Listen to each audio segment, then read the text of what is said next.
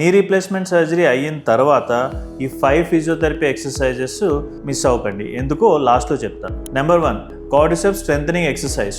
మీరు నడవడానికి కానీ, నుంచోడానికి కానీ, మోకాలు స్ట్రైట్గా చేయడానికి కానీ క్వాడ్రిసెప్స్ మజిల్ అన్నది చాలా ఇంపార్టెంట్. ఈ మజిల్ని మనం స్ట్రెంథనింగ్ చేసినట్టయితే మీకు నీ రీప్లేస్మెంట్ తర్వాత రికవరీ చాలా ఫాస్ట్గా ఉంటుంది.